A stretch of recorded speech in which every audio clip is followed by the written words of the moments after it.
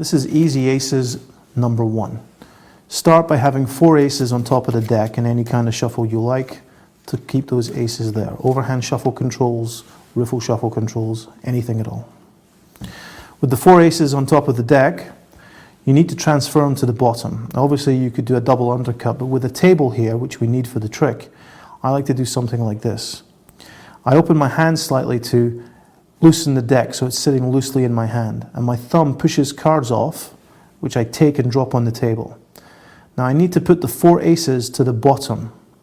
So I could try and grab all 4, which would work, but to make it nice and loose, I just grab whatever I get first time. I note that, that's 2 cards in this case, and then I grab 2 cards the next time, and now of course I can grab at random.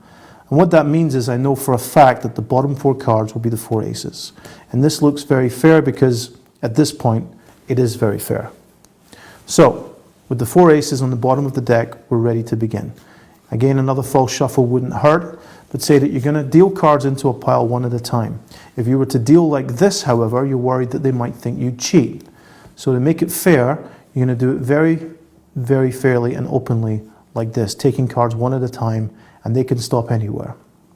After you've dealt a couple of cards to illustrate, the hand comes over to take the next card, and it moves this ace slightly to the side diagonally. So what happens is the ace moves like that. And at this point it's gripped by the pinky at this corner and by the flesh of the thumb here. And it's gripped lightly. You don't grip it so that you bend the card. That would be wrong. It's just gripped very, very lightly.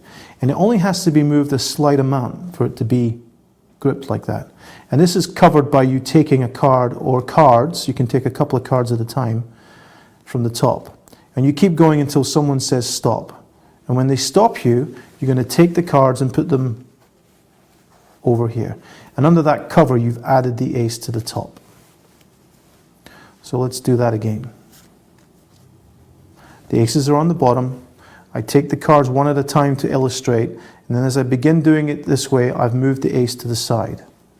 And what happens is when they stop me, I take the deck, but that ace stays trapped between the thumb and little finger as I reach for these cards.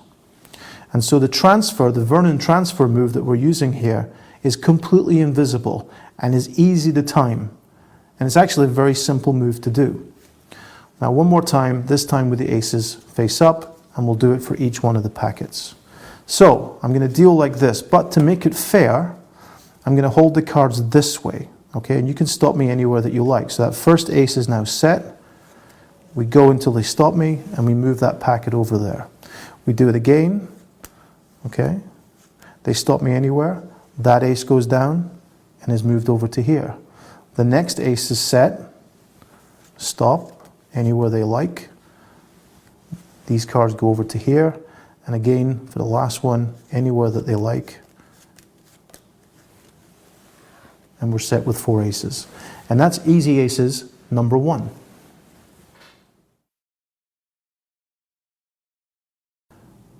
After you've performed Easy Aces number 1, you have 4 aces in play. You should at least do a trick with them. So pick up the aces, put them on top of the deck, and I like to make a little suspicious move before placing the aces on the table. And they are genuinely on the table, but you want them to think something might be wrong.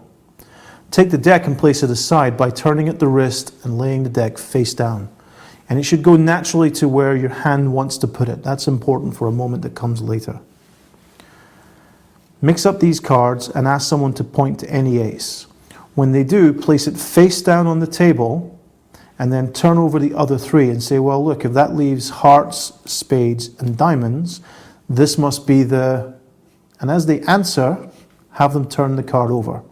And as they turn the card over, that's when you do the move. Now this move has to be covered by misdirection, but you'll be surprised how many people look and don't really sense it at all, because it's really about how suspicious you are. If they were studying you for a move, if they were following you, if they were another magician looking to see what's going on, this will never fool them. However, I have to tell you, I've fooled a lot of magicians with this because they really don't feel it coming.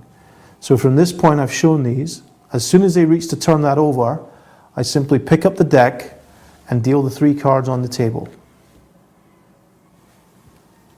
So as they turn this card over, these cards have all been switched.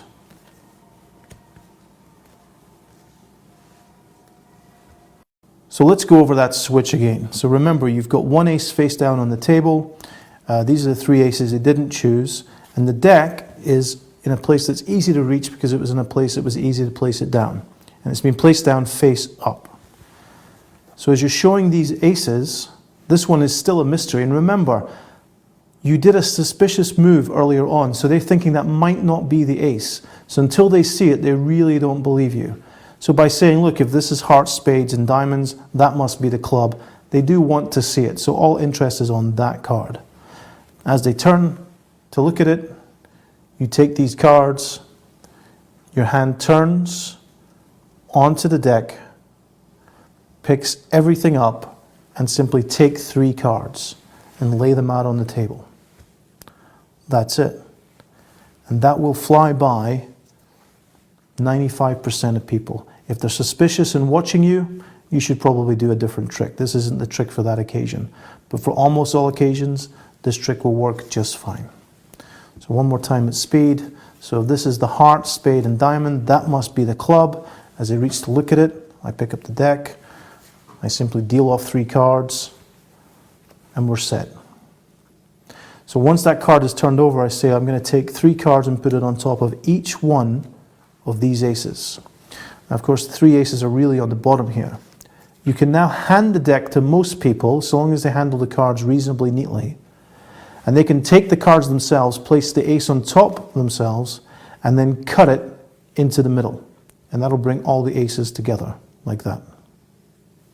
That's your ending. Now, before we get to the ending, let's talk about what we do here. So long as they believe that the aces are on the bottom of these packets, you can have a little fun with them, especially if it's a fellow magician. If they've missed that switch, then they're kind of screwed at this point. So make them think they know what's going on. Pick up the cards, take 2 cards, put it to the bottom, turn it over, and do an Elmsley count. Okay? That will not fool a magician. He'll know that you did an Elmsley count. Here, you want to take the cards, put the bottom card second from the top, and I like to do an all-room subtlety, like this. Pick up these cards, look like you're hiding something, and put that onto the pile. And then from this one here, you might want to do something like this, just to show these cards, like that, and now you're ready. And at this point, you simply drop them and spread. And if they're following along thinking they know that you're hiding cards, this is the point when they're really going to know how fooled they are. Spread the rest of the deck to show the aces in the middle. And that's Easy Aces number 2.